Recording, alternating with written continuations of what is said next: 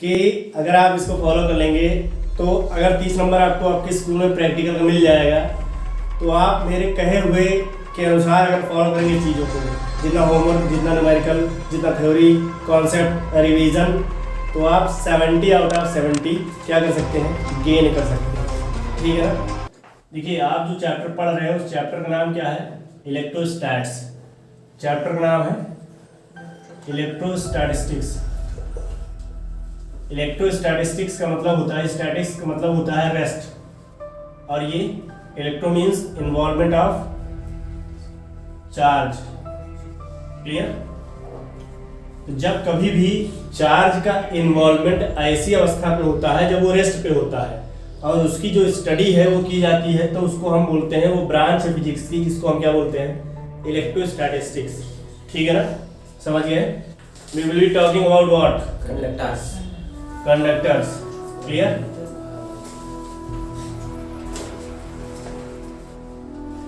इसे कंपेयर कर लेंगे इंसुलेटर और कंडक्टर दोनों में। ठीक है ना।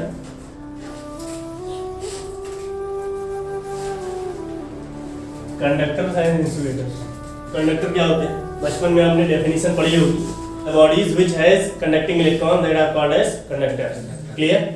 आज का होमवर्क है, पता करके आइएगा, बताइएगा कि कंडक्टर रियलिटी में क्या होता है, आप क्या समझते हैं कंडक्टर से। Beyond the definition of the conducting bodies which conduct the free electron or which has the charged bodies or which conduct the free charges, उसके अलावा भी। क्लियर है, ठीक है ना। इंसुलेटर कौन है, जो कंडक्टर नहीं है वही इंसुलेटर है ना, सिंपल सी बात है, बोल सकते हैं आप।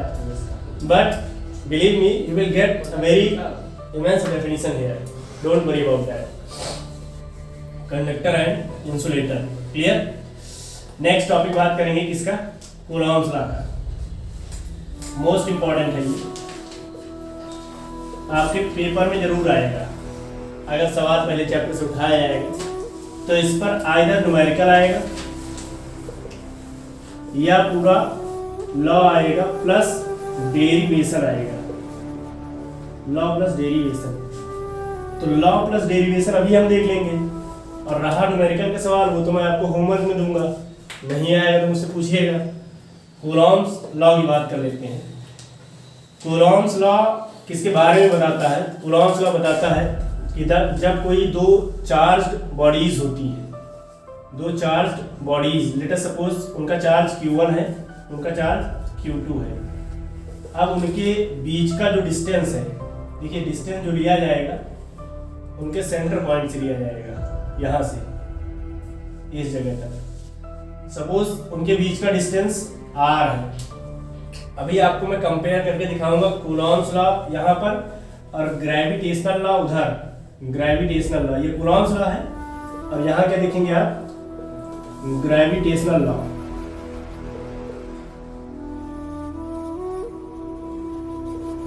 ग्रेविटेशनल लॉ किसके बारे में आता है, two massive bodies, massive means having mass, इनके बारे में। क्लियर। दोनों का कंपैरिजन बहुत इंपॉर्टेंट है अच्छे से समझने के लिए, पढ़ने के लिए। तो कूलॉम्स लॉ क्या कहता है, दो स्टेप का ये लॉ है। पहला स्टेप क्या बोलता है, I am not going to make you write, okay, if you are fond of learning you can learn here, and after that write it with your own self. Why I am telling, because after learning this you can write with your own self for practicing once. अपने आप से खुद एक बार practice कर लेंगे ना, कोई doubt थोड़ी आएगा, एक बार प्रैक्टिस कर लेंगे, लिख लेंगे, लैंग्वेज प्रॉब्लम आएगी तो उसको भी देख लिया जाएगा। ठीक है ना। कूलॉम्स लॉ क्या कहता है, कूलॉम्स लॉ दरअसल बताता है कि फोर्स कितना लगेगा इन दोनों के बॉडीज के बीच में। तो पहला स्टेप है, force acting between the bodies is directly, ध्यान रखिएगा, directly proportional to the product of charges. Directly proportional to the product of charges. Next one क्या है, what is next one,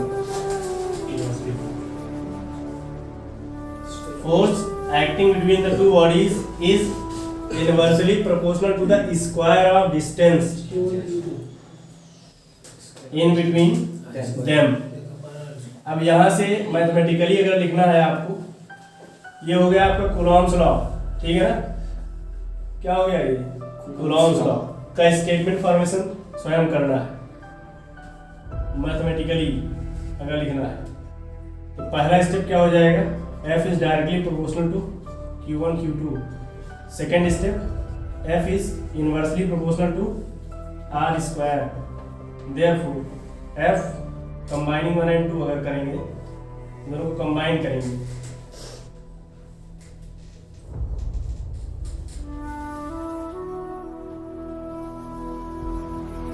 f is directly proportional to q1 q2 by r square, or f equals 1 upon 4 pi epsilon 0 q1 q2 by r square। जगह को मैं देख लिया, यहाँ क्या है, where कांस्टेंट प्रोपोर्शनलिटी कांस्टेंट क्या है, k equals 1 upon 4 pi epsilon 0, और एप्सिलॉन 0 क्या है, permeability of free space. Clear. अब आगे कंपैरिजन करते हैं इसके बारे में।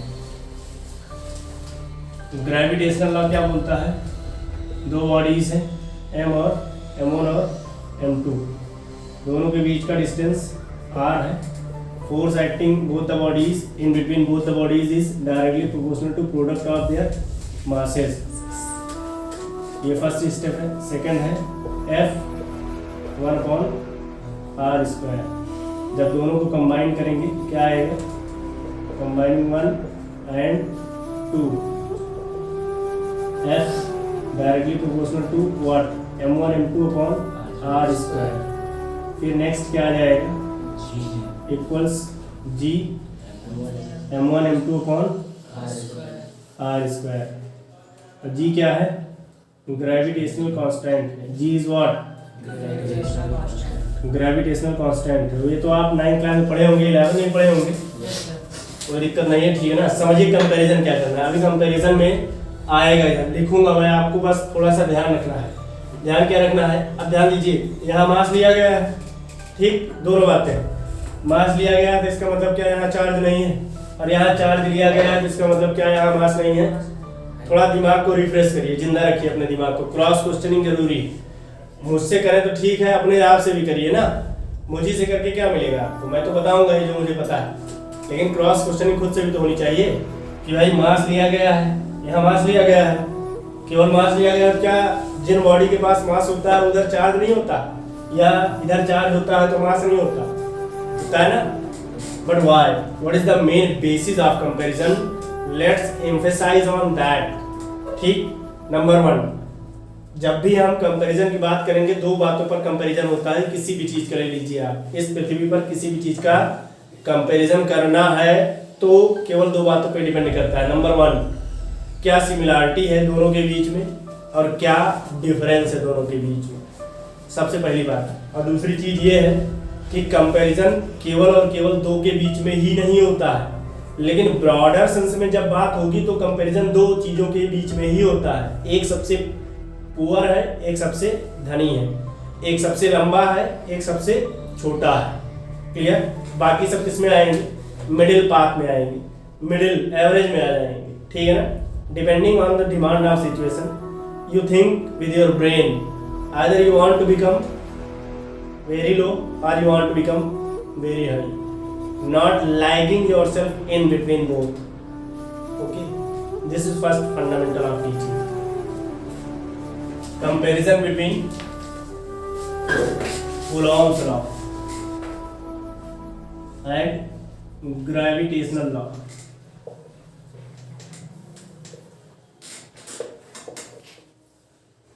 इसमें involvement of charge,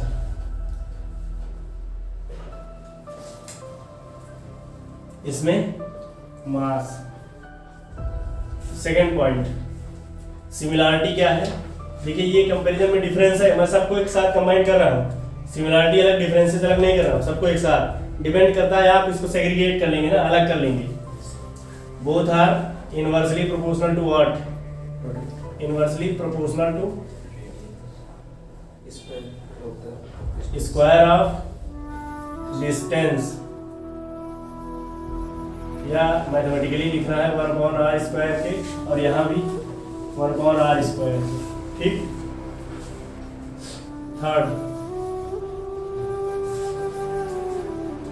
third point क्या है? इवन फॉर माइक्रो बॉडीज, और ये not applicable for micro bodies.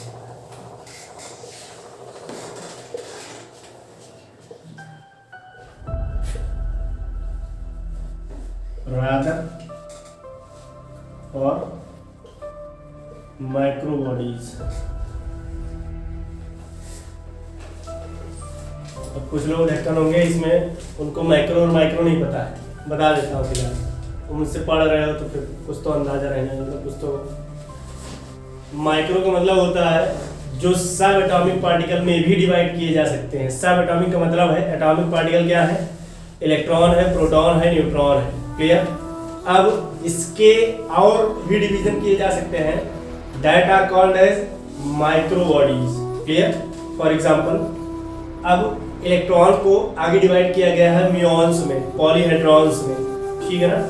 और माइक्रो का मतलब है बड़ा, लार्ज बॉडी। लार्ज बॉडी में कैसे? आप समझिए, जैसे एक पहाड़ है तो वो माइक्रो कहलाएगा, और पहाड़ के नीचे चींटी है, चींटी का बच्चा है तो वो क्या कहलाएगा? माइक्रो कहलाएगा। समझ गए ना? ठीक। नेक्स्ट, कूलॉम्स लॉ और ग्रेविटेशनल लॉ का कंपैरिजन कुछ समझ में आया? ठीक है, बाकी क्लास को देखते रहना है, आ जाएगा। Coulomb's law in vector form. बात करेंगे एकदम बेसिक से। Since you are being taught by myself, मेरा नाम आपको कुछ दिन बाद पता चलेगा मैं क्या हूँ। Coulomb's law in vector form. Number 1, what is vector? Vector होता क्या है? वेक्टर क्वांटिटी कौन सी है?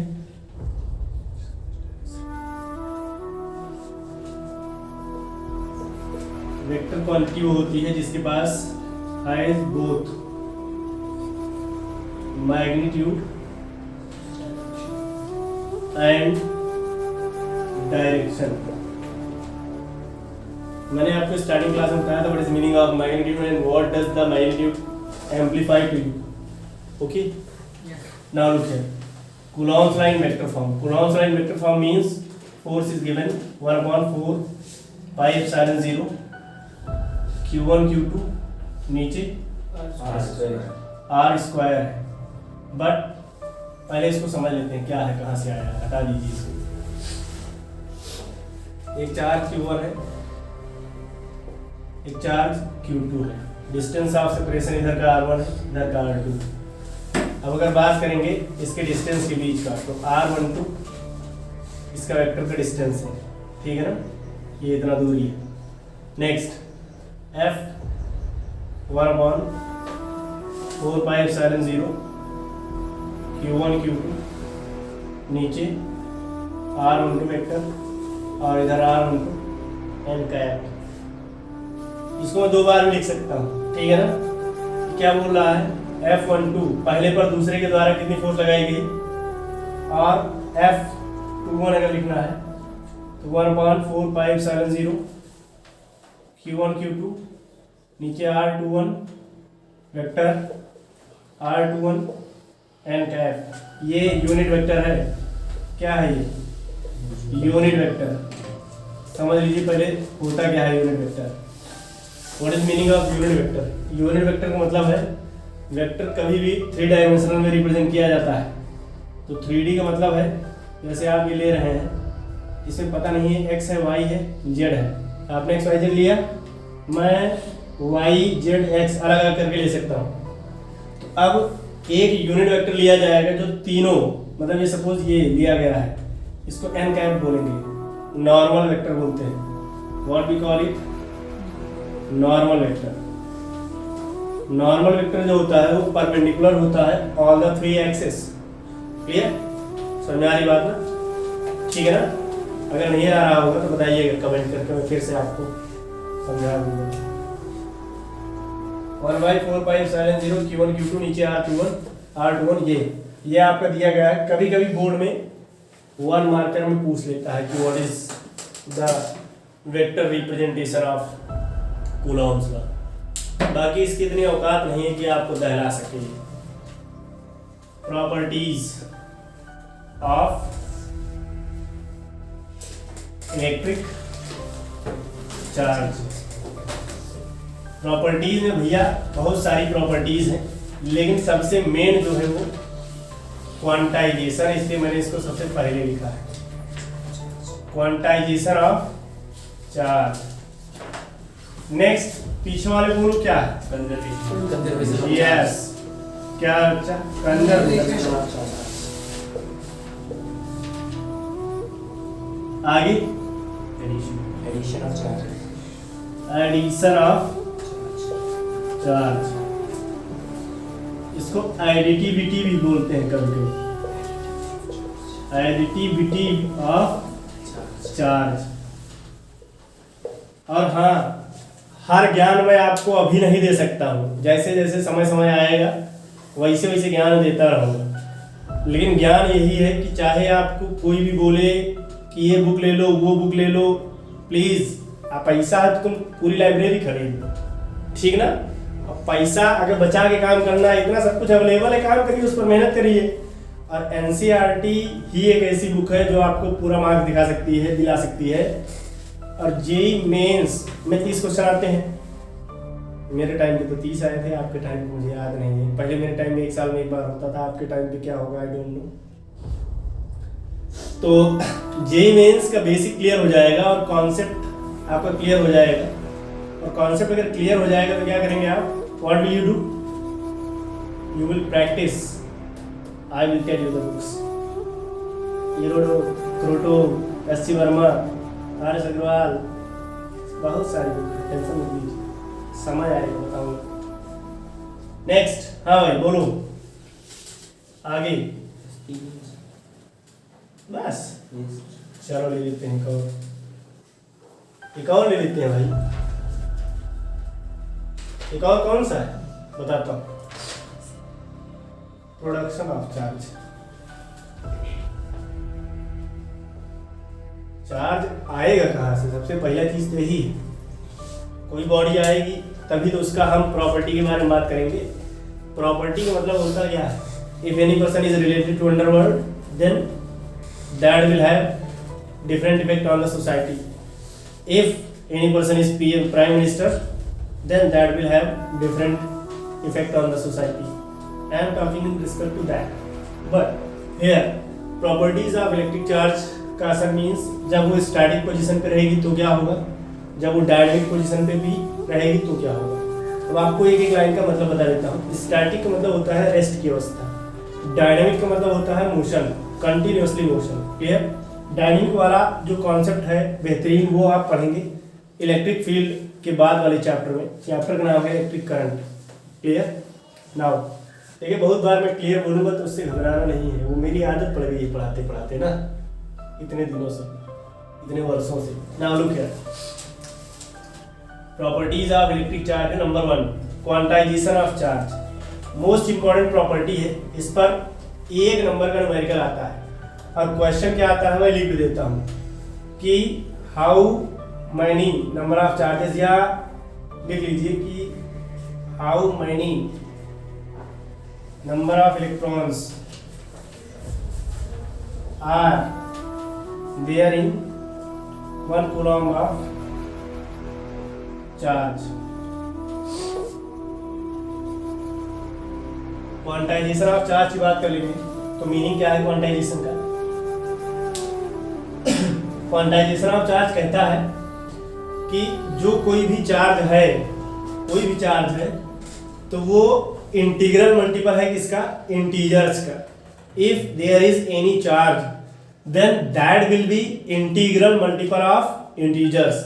इंटीग्रल मल्टीपल का मतलब होता है आइदर पॉजिटिव आइदर नेगेटिव। और इंटीजर्स क्यों है? क्योंकि इंटीजर्स ही पॉजिटिव और नेगेटिव होते हैं। इंटीजर्स के अंदर दोनों बॉडीज आती हैं, पॉजिटिव वाली बॉडीज भी और नेगेटिव वाली बॉडीज भी। क्लियर? मीन्स पॉजिटिव चार्ज भी और नेगेटिव चार्ज भी। क्वांटाइजेशन ऑफ चार्ज, तो क्वांटाइजेशन ऑफ चार्ज ये क्वेश्चन है, लिख दिया हूं मैं, और इसका आंसर अभी मैं निकालूंगा इधर। ठीक है ना? आपको क्या करना है, अपने आप से भी निकालना है और याद कर लेना है अगर ना निकाल पाओ तो, ठीक है ना। क्वांटाइजेशन ऑफ चार्ज देखिए, क्वांटाइजेशन ऑफ चार्ज का डेफिनेशन मैं बोल चुका हूँ कि Q equals plus minus N E. This is basic formula of quantization of charge, ठीक। अब आगे बात करेंगे how many number of electrons are there in 1 coulomb of charge.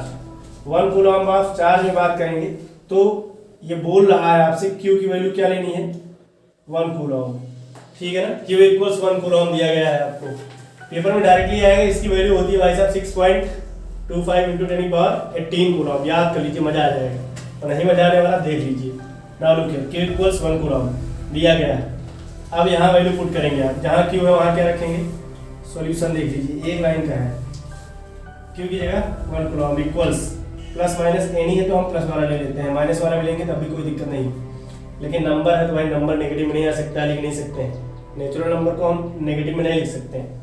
Natural number means starting from 1 2 3 4 and up to dash dash dash. 1 equals यहाँ n है और electron की value होती है 1.6 × 10⁻19।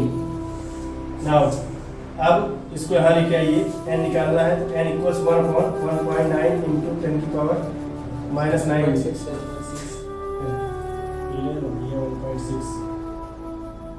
तो 1/1.6 × 10⁻⁻19 है, ये ऊपर चला जाएगा। कहाँ चला जाएगा, ऊपर, एकदम से ऊपर नहीं जाएगा, +90। अरे समझ गए मित्र, +19 है। अब ऊपर नीचे जो है क्या करेंगे आप, 10 से हटा दीजिए, 10 से यहाँ गुणा कर दीजिए, 10 से यहाँ, तो ऊपर क्या हो जाएगा 100 × 10⁻18 डिवाइडेड बाई 16। तो ये क्या है, 16 छक्का 96, 6.25 × 10⁻18। ये n की वैल्यू आई, इतना नंबर ऑफ इलेक्ट्रॉन, इतना नंबर ऑफ इलेक्ट्रॉन एक कूलम्ब चार्ज में होता है। बहुत जगह काम आएगा आपको, ये आपके कंपटीशन में भी काम आएगा। एनडीए पेपर में कभी पूछ लेता है और किसमें पूछ लेता है, ठीक ना, कई जगह आपके काम आएगा। कहाँ, एनडीए के पेपर में भी, एयरफोर्स में, एसएससी के बहुत जगह। बेसिक कॉन्सेप्ट कॉम्प्लीमेंट्री है, आपको याद करना कर लीजिए, otherwise that doesn't matter. I don't care what other people think of me and my teaching style. If you want to learn, be with the channel. Production of charge, production of charge की बात कर लेते हैं। Next property क्या है, production of charge. Charge का production कैसे होता है, फास्ट मूविंग एक्सीलरेटर्स से।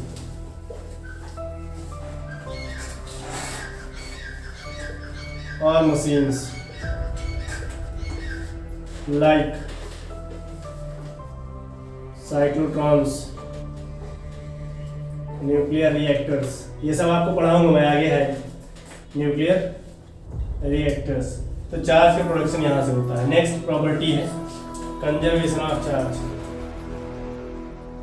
कंजर्वेशन ऑफ चार्ज क्या बोलता है, conservation of charge, charge can neither be created not destroyed, it can be changed, नहीं बदले जा सकते हैं ना। पॉजिटिव वाला नेगेटिव में कैसे बदला जाएगा, पॉजिटिव वाला नेगेटिव थोड़ी बदला जाएगा, नेगेटिव वाला पॉजिटिव थोड़ी बदला जाएगा, ठीक है ना। Fast moving accelerators, machines like cyclotrons, nuclear reactors. Conservation of charge means charge are being conserved. Charges क्या है, कंजर्व्ड है, मींस अगर 5 कूलम्ब है कहीं पर तो वो 5 कूलम्ब है, ठीक है ना। कहीं पर 50 कूलम्ब है, 50 कूलम्ब है। नेक्स्ट क्या है, addition of charges. Next property क्या है, addition of charges. Addition of charges के अंदर क्या आएगा, quantity, editable quantity means Q1 + Q2 ... Qn तक। ये क्या है, एडिशन ऑफ। तो यहाँ पर एक छोटा सा अध्याय खत्म हुआ है। नेक्स्ट अगला टॉपिक क्या है भाई, अब आगे बात करेंगे फोर्सेस बिटवीन मल्टीपल चार्जेस। क्या है, आपको निकालना है फोर्स। देखिए फोर्सेस जो है वो वेक्टर क्वांटिटी ऐड हो जाएगी। तो अगर फोर्स नेट निकालना है तो F1 + F2 + F3 ... F N तक, एन है एन नंबर ऑफ चार्जेस, ये क्यू एन है, इतना ज़्यादा पॉसिबल नहीं है कि मैं सब लिख पाऊंगा। F1 क्या आएगा 1/4 pi epsilon 0 Q into Q1। Q क्या है सैंपल चार्ज है जहाँ से सारी फोर्सेज निकाली जा रही है। एक चार्ज का फोर्स दूसरे में लगेगा, दो कॉम्बिनेशन बीच में निकाल पाएंगे हम, बिना उसके नहीं निकाल पाएंगे। नीचे क्या आएगा वॉट R1 स्क्वायर। F2 कितना हो जाएगा 1/4 pi epsilon 0 Q into Q2, नीचे R2 स्क्वायर। इसी तरीके से Fn 1/4 pi epsilon 0 Q into Qn, नीचे Rn square. Therefore F net equals कितना 1/4 pi epsilon 0 Q into Q1 upon कितना R1 स्क्वायर प्लस और Q into Q2 upon R2 square dot dot dot Q into Qn, नीचे Rn का square और F net किस पर कितना आएगा F1 प्लस F2, ठीक है ना। वेक्टर क्वांटिटी लगाना चाहे लगा सकते हैं, कोई दिक्कत नहीं। समझ गए मिटाए। फील्ड मतलब होता है एक रीजन जिसको आप अपना कह सकेंगे, ठीक है ना। The region around a charged body in which another charged body, another upcoming charged body feels or experiences the forces of attraction or repulsion, that is called electric field। आपकी सहूलियत के लिए लिख देता हूँ the region around the charged body in which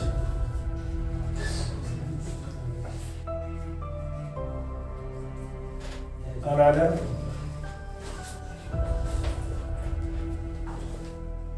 upcoming charged body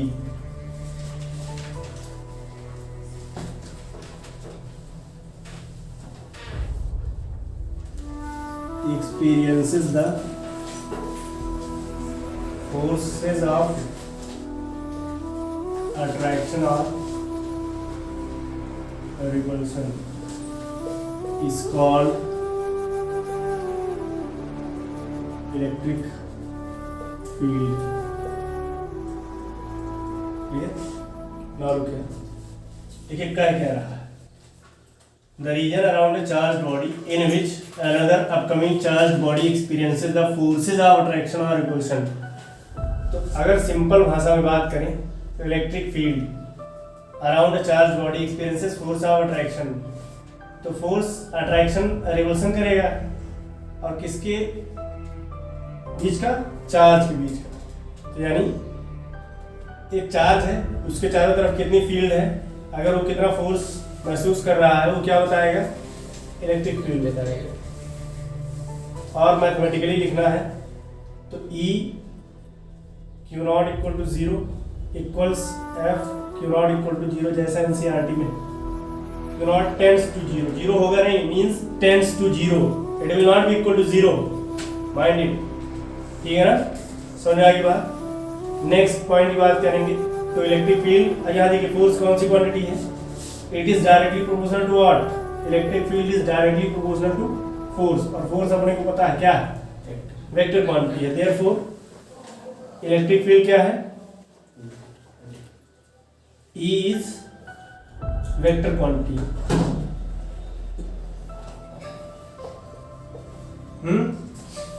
SI unit,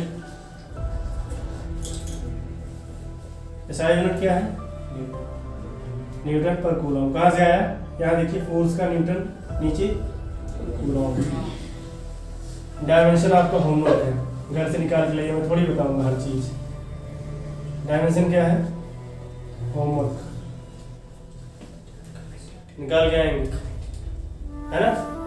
एक और चीज की मैं गारंटी चैलेंज कर रहा हूँ कि मैं ऐसी ऐसी चीज बीच में आने पूछूंगा जिसका आंसर गूगल के पास नहीं है। अगर आंसर होगा मैं अपना नंबर दूंगा, आप मुझे कहिएगा, मैं आ जाऊंगा, ठीक है ना। चैलेंज रहेगा। अभी तो चैप्टर के स्टार्टिंग में दम इसमें ज्यादा नहीं लगा सकता ना, ज्यादा दम लगा दूंगा तो फिर आप लोग भाग जाएंगे छोड़ के, चैनल को भी मुझको भी। फिर मैं क्या करूंगा, मैं पहाड़ को थोड़ी पढ़ाऊंगा। कोई दिक्कत? नो दिक्कत, नो दिक्कत, नो दिक्कत भाई, नो दिक्कत। मोस्ट इम्पोर्टेंट 2 नंबर में आने वाली, देखिए 2 नंबर में आने वाली का मतलब है कि आपको मैं मल्टीपल प्रॉपर्टीज बताऊंगा और आप उसको ग्रैस्प कर लेंगे, लर्न कर लेंगे और उसी को लिख डालेंगे। देखिए, learning by practising with writing is the most appropriate way of learning present over the earth. आप पता कर सकते हैं कहीं भी, लर्निंग बाय राइटिंग, मैं आपको प्रमाण दे सकता हूँ इस बात का। क्यों? क्योंकि आप लिखेंगे तो आपका कंसंट्रेशन भी क्या रहेगा, हाईली फोकस्ड रहेगा। अभी क्या होता है, आप कुछ समझ रहे हैं, पढ़ रहे हैं, घर पे लगा हुआ है दिमाग, ये है, और घर पे नहीं लगा है तो घर के बगल वाली जो है इस पर लगा हुआ है, वहाँ भी नहीं लगा है तो स्कूल वाले, कहीं ना कहीं तो लगा ही हुआ है ना। If you involve yourself in some other discrepancies, then how you can focus here on the board and on the topic delivered by myself? Just think properly.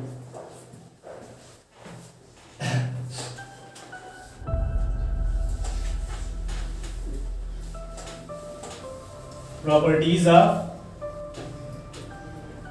electric field.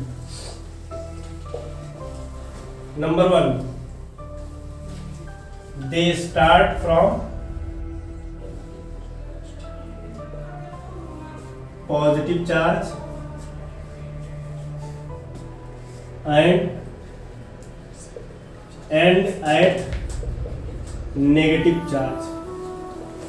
मैंने बोल दिया, आपकी बुक में भी ये लिखा है। मतलब क्या है, स्टार्ट और एंड का मतलब क्या है? ठीक है, मैं आपको जो डायग्राम बना के दिखाऊंगा, these diagrams are for the representation of electric fields only.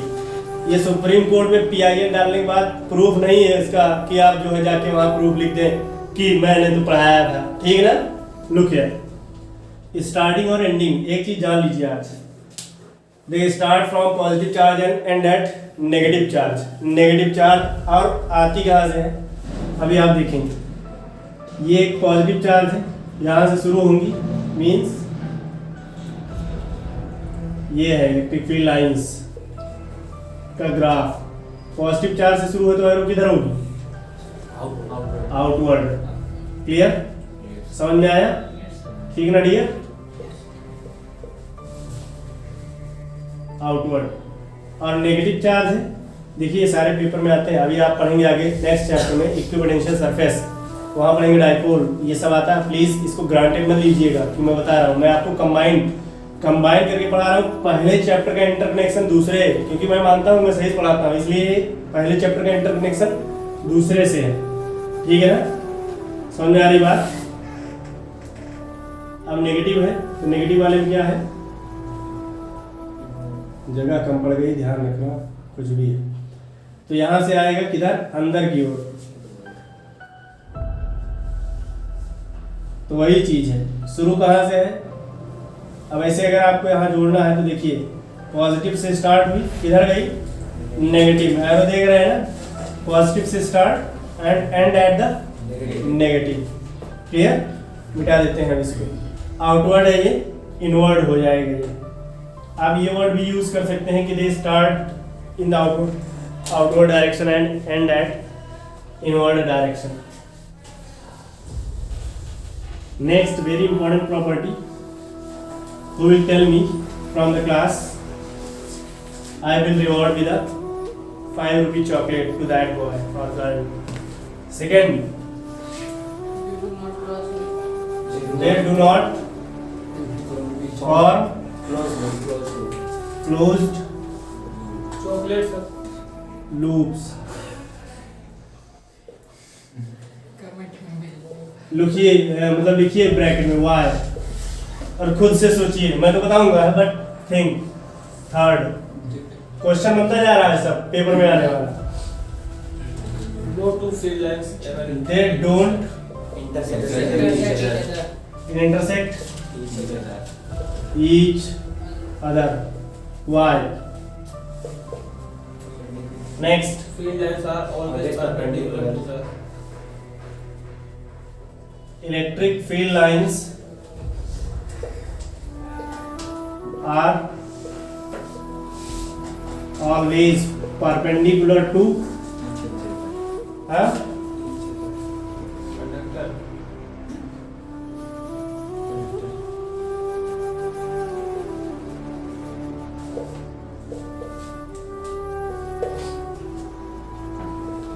तीन क्वेश्चन तैयार। ओके, 1 मार्कर क्वेश्चन है, परेशान मत होइए। अगर आपको प्रूफ चाहिए just go back to the previous year solved question paper और unsolved question paper and find out whether I am teaching the correct things or wrong. एक और sir Next, uniform and non-uniform. I will tell, I will come there. Non-uniform and uniform. Let us talk about that. Uniform electric fields. Non-uniform.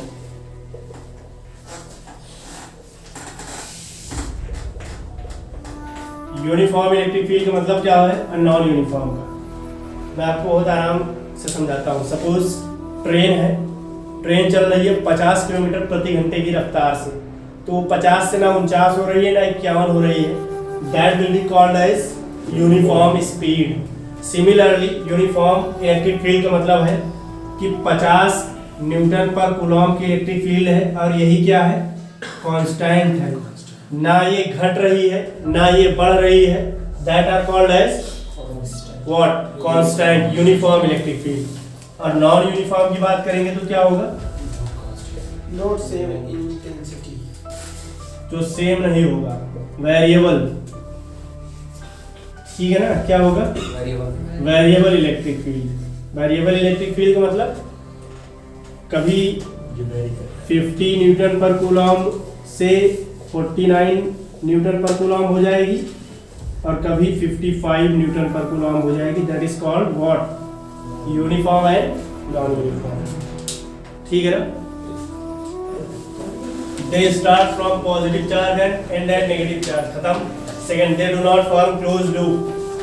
Close loop क्यों नहीं बनाती है, close loop बनाने के लिए क्या होना चाहिए, स्टार्टिंग और एंडिंग नजदीक होनी चाहिए, करीब होनी चाहिए, लेकिन एक शुरू होता है कहाँ, इनफाइनाइट पर जाता है, that's why they do not form close loop. Third, अभी जब आप पढ़ेंगे मैग्नेटिक फील्ड तो उसमें और दमदार कंपैरिजन आता है, दे do not intersect each other. ये बहुत बार बोर्ड में आया है, मिलियन टाइम्स बोर्ड में आया हुआ है, क्लियर, ठीक है ना, समझ में आ रही बात, $1 मिलियन है ये। कैसे आगे अगर पूछेगा they do not intersect, why? Question आएगा directly, why does the electric field lines do not intersect each other. तो इसका एक्सप्लेनेशन आपको बढ़िया से लिखना पड़ेगा, जो मैं आपको बता रहा हूँ सॉलिड एक्सप्लेनेशन है। तो they don't intersect each other, why, the basic reason is, suppose let us suppose उसको प्रूव करते हैं बाय द कॉन्ट्रडिक्शन। मान लेते हैं इंटरसेक्ट करेगी, इंटरसेक्ट करी इलेक्ट्रिक फील्ड लाइंस, ये पॉइंट ऑफ इंटरसेक्शन है। तो पॉइंट ऑफ इंटरसेक्शन समझते हैं क्या है, ये पॉइंट ऑफ इंटरसेक्शन है, सर्कल है, point of intersection POI, point of intersection. और सर्कल पर जब कभी भी टेंजेंट बनाई जाती है, अब यहाँ पे जो टेंजेंट बनाई जाएगी तभी पता चलेगा इलेक्ट्रिक फील्ड लाइन की डायरेक्शन क्या है। तो एक इलेक्ट्रिक फील्ड लाइन की डायरेक्शन ये है, एक सर्कल मतलब ये कर्व पर टेंजेंट बनाया गया है, तो एक ये है। अब यहाँ पे पॉइंट एक है लेकिन डायरेक्शन क्या है, एक ये है दूसरा ये है। अब सर्कल पर इनफाइनाइट टेंजेंट बनाई जा सकती है, इसका मतलब ये थोड़ी है कि इनफाइनाइट टेंजेंट है तो हम इनफाइनाइट लाइंस ऑफ फोर्स या इनफाइनाइट डायरेक्शन बता देंगे, ठीक है ना। तो आपका आंसर क्या हो जाएगा, आंसर लिखेंगे आप कि they don't intersect each other, why, the reason is if they will intersect then there will be a point of intersection in between them, and at that point of intersection there will be formation of infinite number of tangents, and since we know that tangents indicates the direction of electric field, and the reason there will be infinite tangents drawn, and for the sake of that reason we cannot take infinite direction of electric field. 2 mark है, very good mark आ जाएंगे आपके. Clear? That is the basic reason of why they don't intersect each other. Clear? Now look here. Electric field lines always perpendicular to the conductor. Why they are perpendicular dear? The answer is electric charge जो है conductor के अंदर zero होता है. ये आपको मैं बाद में प्रूव करूंगा आगे चल के, जब इलेक्ट्रोस्टैटिक शील्डिंग पढ़ाऊंगा तो बताऊंगा. उधर लिखा हुआ है, ठीक है ना. तो कंडक्टर के अंदर परपेंडिकुलर इसलिए है क्योंकि they emerge out from the conductor, and they emerge out from the conductor to radiate themselves outward in direction. and outward direction का मतलब क्या है? उस सरफेस के परपेंडिकुलर ही रहेंगी जिस पर इजेक्ट की जाएंगी. ठीक है ना, समझ गए? तो all the properties are clear. Number 1, they start from positive charge and end at negative charge. मैंने आपको डायग्रामेटिक रिप्रेजेंटेशन दिया था. सेकेंड वन है they do not form closed loop. Third one है they don't intersect each other. Why? Answer भी आपको बताया. ये मोस्ट इंपॉर्टेंट है चारों प्रॉपर्टीज में. This is most important. Many times in class 12th CBSE board it has been asked, and in different competitive exams 4 options are given to you. Likewise, why does the electric field lines don't intersect, या फिर the electric field lines don't intersect because 4 option बना के दे देगा आपको. they intersect नहीं करती हैं. Many option मतलब मैनी में क्या बोल देगा कि मैनी लाइंस बन जाएंगी, मैनी टेंजेंट बन जाएंगी. तो आपको ढूंढना है या तो मैनी लिखा रहे या इनफाइनाइट टेंजेंट्स लिखा रहे. और टेंजेंट क्या होता है बता भी देता हूँ, लगे हाथ नहीं तो कहोगे सर कहानी खत्म हो गई, लेकिन मोहब्बत कौन किससे करता था ये तो पता ही नहीं चला, है ना. मोहब्बत तो मैं करता ही. चलिए देखिए, एजुकेशन का आशिक हूँ मैं. I love the education. नहीं तुम लोग समझ लो, दूसरा समझ ही लो मेरा क्या है. सब करते हैं, मैं नहीं करता. लेकिन नाउ लुक हियर, टेंजेंट क्या है? देखिए कर्व दो तरीके के होते हैं, एक रेगुलर कर्व होता है, इरेगुलर कर्व होता है.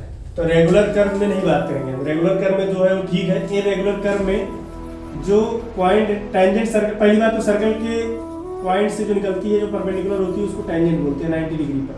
ये सिंपल है 9th-10th वाली definition. But if you are reaching towards higher classes then curve है. कर्व के ऊपर जो लाइन परपेंडिकुलर जाती है, जहाँ कर्व का मेन पॉइंट होता है, जहाँ सेंटर पॉइंट होता है, उसके परपेंडिकुलर होती है, जो उसको अपन बोलते हैं क्या? टेंजेंट. क्लियर? टेंजेंट.